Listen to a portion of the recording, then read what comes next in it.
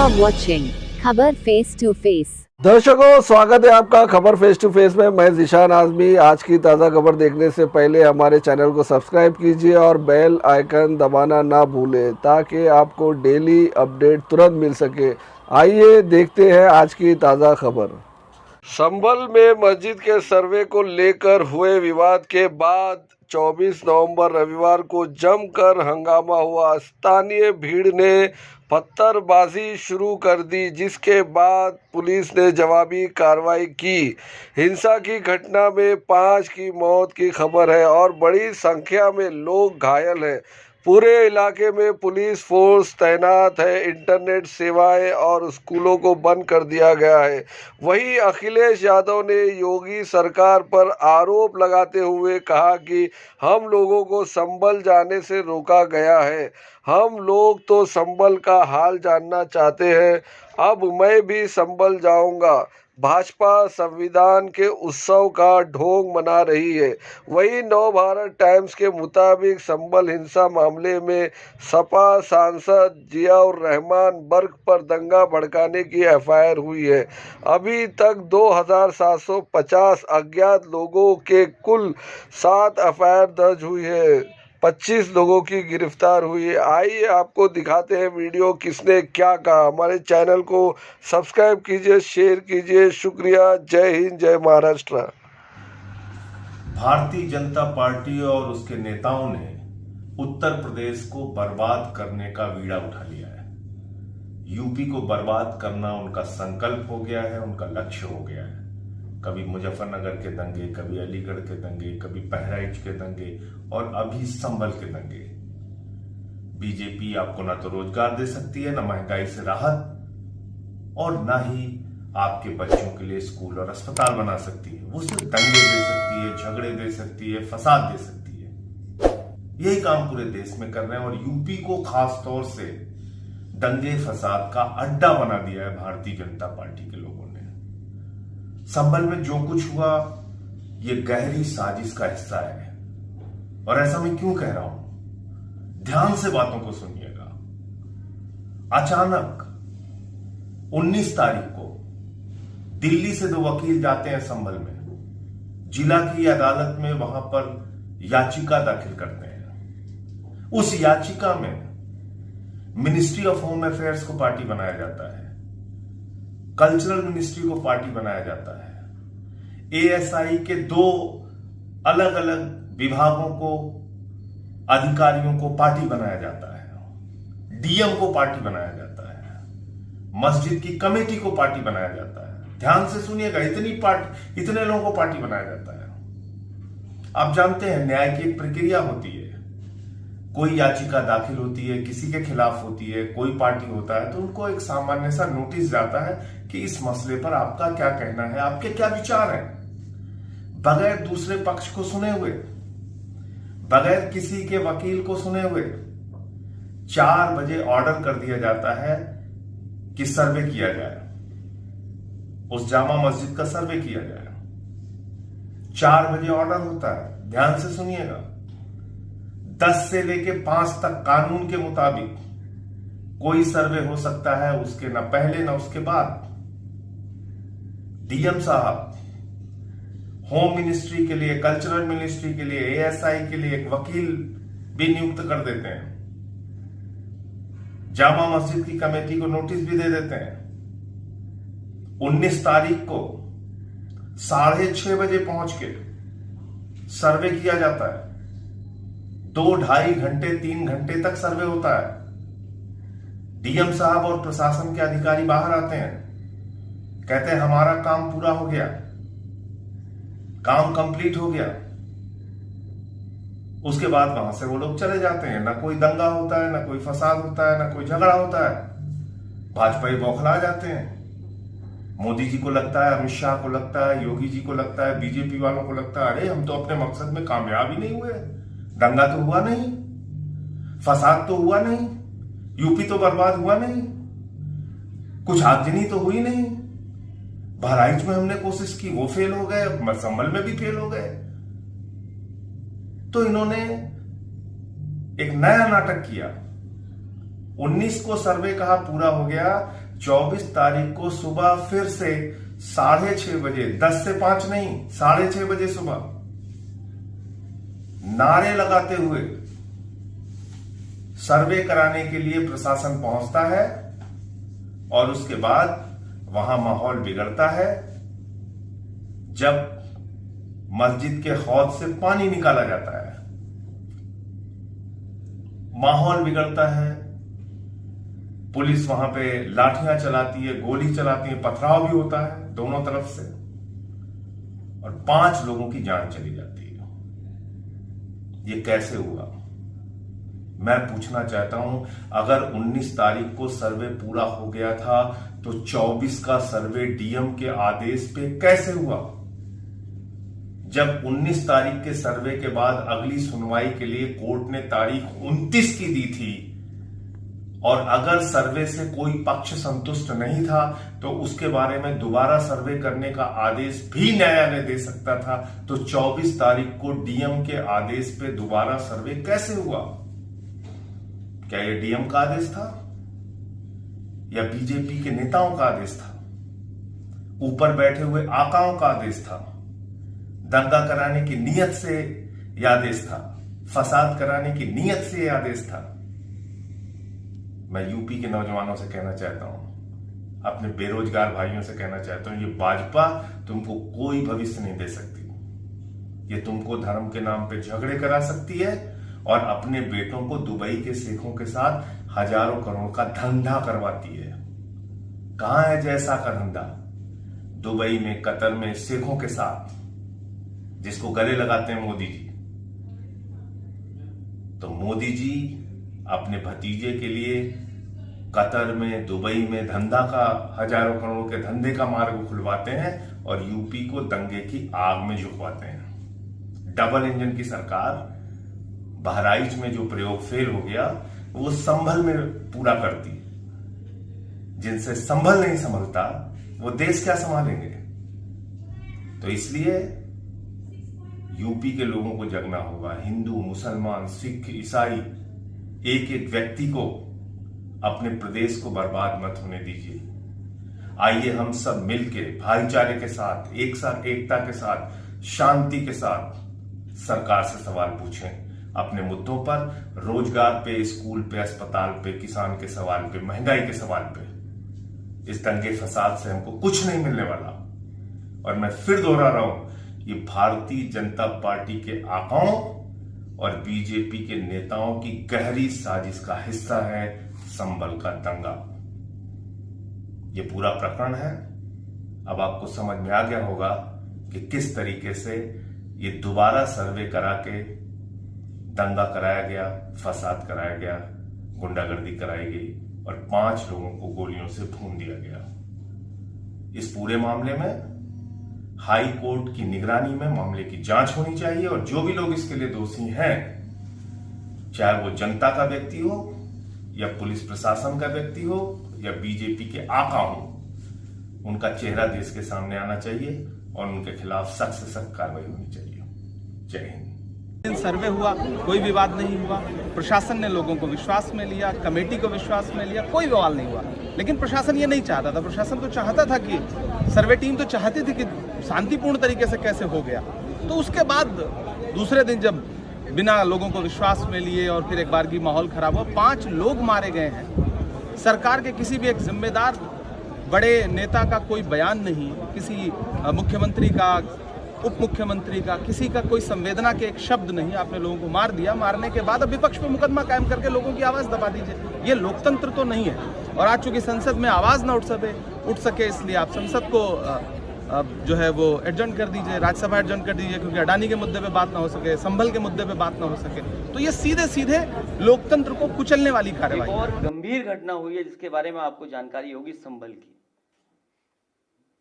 सर्वे हो चुका था, चुनाव के चर्चा न हो पाए, हमारी आपकी प्रेस गड़बड़ा जाए,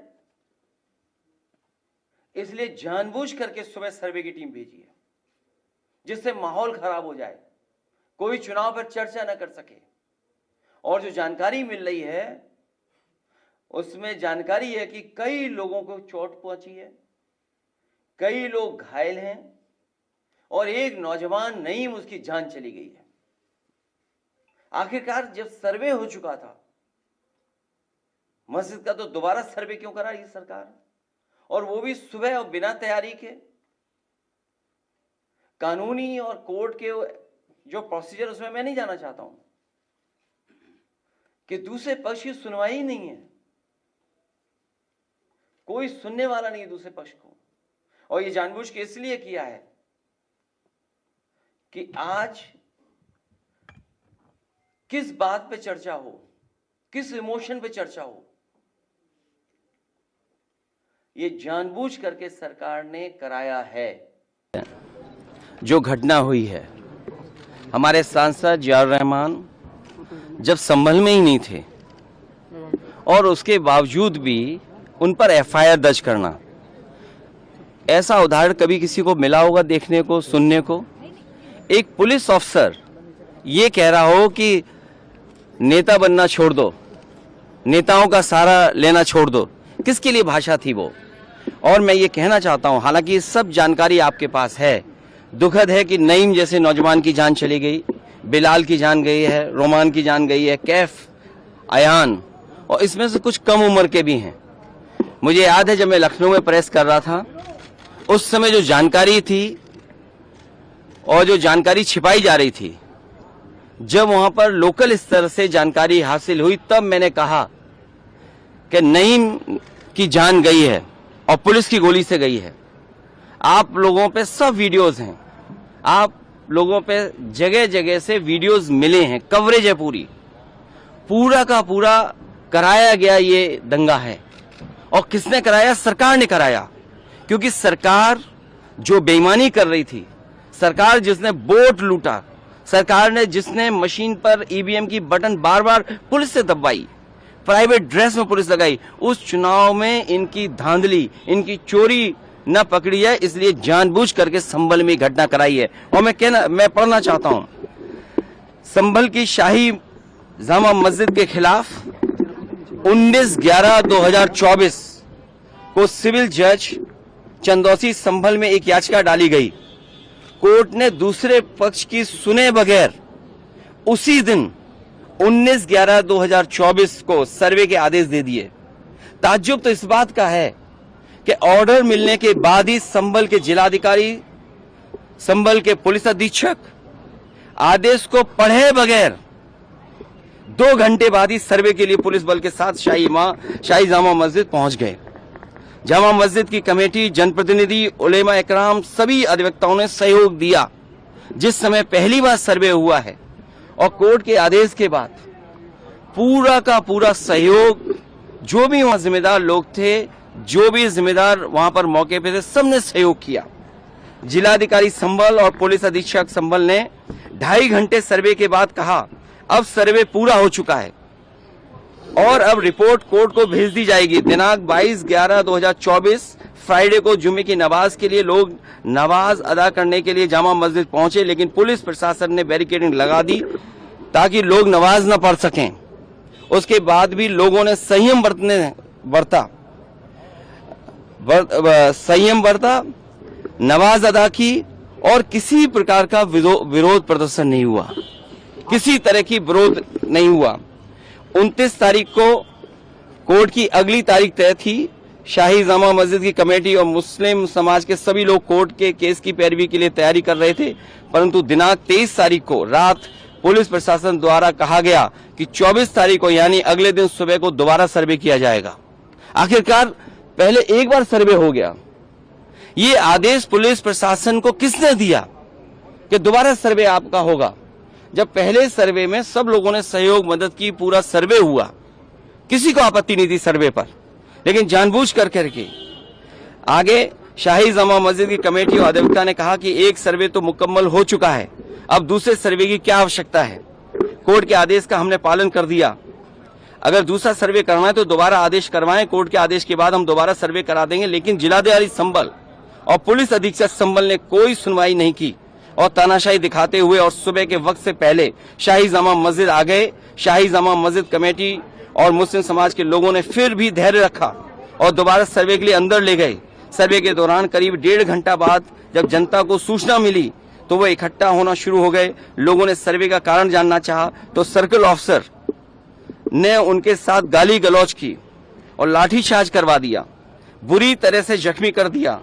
इसका विरोध करते हुए चंद लोगों ने पत्थर चलाए, जिसके बदले में पुलिस सिपाही से लेकर अधिकारी तक ने अपने सरकारी और प्राइवेट हथियारों से गोलियां चलाई, जिसकी वीडियो रिकॉर्डिंग है, जिसके एवज में दर्जन लोग गोलियों से घायल हो गए। 5 मासूमों जो कि अपने घर से सामान लेने के लिए निकले थे, उनकी मृत्यु हो गई। संभल का माहौल बिगाड़ने में याचिका दायर करने वाले लोगों के साथ पुलिस और प्रशासन के लोग जिम्मेदार हैं। इनको निलंबित किया जाना चाहिए और हत्या का मुकदमा चलाया जाना चाहिए, जिससे कि लोगों को इंसाफ मिल सके और आने वाले समय में कोई इस प्रकार की संविधान के खिलाफ गैर कानूनी घटना को अंजाम न दे जा सके। कि सबसे पहली बात तो ये है कि संभल की चंडोसी की जो जामा मस्जिद है वो कोई 50 साल 100 साल नहीं बल्कि 200-250 साल पुरानी मस्जिद है, उससे ज़्यादा है। वहाँ पर कोर्ट की तरफ से बग़ैर मस्जिद के ज़िम्मेदारों को कमेटी को सुने उन्होंने एक एक्स पार्टी ऑर्डर पास कर दिया, वो गलत है। दूसरा ये है कि एक बार तो आपने गलत ऑर्डर दिया, सर्वे हो गया, दूसरा सर्वे जब किया आपने किसी को इत्तला नहीं दी। तीसरी बात यह है कि पुलिस का ये काम था कि मस्जिद कमेटी को कॉन्फिडेंस में लेते या वहाँ की पीस कमेटी को। चौथी बात यह है कि जो सर्वे करने लोग आ रहे हैं वो प्रोवोकेटिव स्लोगन्स लगा कर आ रहे हैं, वो वीडियो उसका है, पब्लिक डोमेन में है। और उसके बाद जो वहाँ पर वायलेंस हुआ जिसमें 3 मुसलमानों को गोली लगी, उनकी मौत हुई, हम इसका कंडेम करते हैं। ये फायरिंग नहीं बल्कि मर्डर है। और जब से बाबरी मस्जिद राम मंदिर का जजमेंट आया, जिस बात को मैं पर्टिकुलरली कह रहा हूँ कि उस जजमेंट के बाद ये सब चीज़ें खुलेंगी और एक के बाद एक खुल रही हैं। एएसआई प्रोटेक्टेड मॉन्यूमेंट सब बातें करने का एएसआई के कानून में नहीं है कि आप उसका रिलीजियस नेचर चेंज नहीं, कैरेक्टर चेंज नहीं कर सकते। किस बुनियाद पे कर रहे हैं ये, और आप किस बुनियाद पर अपने फेथ को दूसरों पे थोपेंगे? भाई कानून कोई चीज़ है ही नहीं है। जिस दिन कोर्ट में सुनवाई होती है उसी दिन ऑर्डर हो जाता है, उस दिन सर्वे भी हो जाता है। ये तो 1948 में ऐसे ही हुआ था बाबरी मस्जिद में। तो ये जो फायरिंग हुई है ये फायरिंग नहीं है, मर्डर है। और जो भी ऑफिसर्स इन्वॉल्व हैं उनको सस्पेंड करना चाहिए और एक सिटिंग हाई कोर्ट जज से उसकी इंक्वायरी होनी चाहिए। ये सरासर गलत है, जुल्म हो रहा है वहाँ पर। हुई है कि फायरिंग के ऑर्डर हुए हैं, लोग हट जाए, इस तरह की कोई अपील की गई थी? हाँ, मैंने की थी। वो ये था कि मैं मौके पर उस टाइम गया था, मुझसे डीएम साहब ने कहा था, एसपी साहब ने कहा था कि आप मौके पर जाएं और भीड़ को आप सेटिस्फाई करें। मैं गया था, तब मेरे सामने डीआईजी महोदय, एसपी और डीएम आपस में ये डिस्कशन कर रहे थे कि तुरंत गोली चलाने का ऑर्डर लिया जाए। कौन कर रहे थे? एसपी साहब थे, डीएम साहब थे और डीआईजी साहब थे। मैं उस टाइम वहां मौजूद था। तब मैंने ये सोचा कि अब गोली चलने ही वाली है। मैंने पब्लिक से अपील की, बहुत ज्यादा अपील की, वहां पहुंचकर भी अपील की, लेकिन 75% लोग वापस चले गए। कुछ लोग यही सोचते रहे कि खुदाई अभी भी जारी है। ये खुदाई क्यों हो रही है? तो मैंने फौरन ही अनाउंस किया कि गोली चलने के आदेश मिल चुके हैं पुलिस प्रशासन को। लिहाजा मेरी गुजारिश है, अल्लाह के वास्ते, खुदा के वास्ते, सारे लोग हट जाएं, चले जाएं, अपने अपने घरों को चले जाएं, शांति बनाए रखें। उसके बावजूद भी कुछ लोग वहाँ ये जानने के लिए रहे कि क्या वाकई में जामा मस्जिद की खुदाई हो रही, और किसी लिए नहीं, इसलिए। लेकिन खुदाई की अफवाह किसने फैलाई? जी, खुदाई की अफवाह किसने फैलाई? खुदाई की अफवाह इसलिए फैली कि वो पानी जब चारों तरफ चला तो पब्लिक में ये अफवाह हो गई, ये भ्रम हो गया, ये हो गया कि खुदाई चल रही है इसलिए ये पानी आ रहा, क्योंकि वो पानी आने का कोई टाइप था नहीं। अंदर से लगातार अनाउंसमेंट भी हो रही है और उसके बाद भी अफवाह फैल रही है, तो ये तो कहीं ना कहीं आप लोगों की कमियां रही ना? नहीं, हमारी क्या कमी रही? हम तो बराबर अनाउंस कर रहे हैं। पानी की जो कमी है, सबसे बड़ा जो अफवाह फैली है वो पानी को देख के फैली है कि ये पानी क्यों आ रहा है। इसका मतलब ये है कि अंदर खुदाई हो रही है, जबकि हम बराबर अनाउंस कर रहे थे वहाँ खुदाई नहीं हो रही थी। लेकिन पब्लिक के जहन में यही बात हुई कि शायद खुदाई हो रही है, और ये क्यों हो रही है। पुलिस का तो ये मानना है कि गोली जो है पुलिस ने नहीं, पब्लिक में ही चली है। ये कहना बिल्कुल गलत है पुलिस का, ये कहना बिल्कुल गलत है। पुलिस गोली हमारे सामने चला रही थी, मैं मौके पे मौजूद था। पब्लिक की तरफ से मेरे सामने कोई गोली नहीं आई।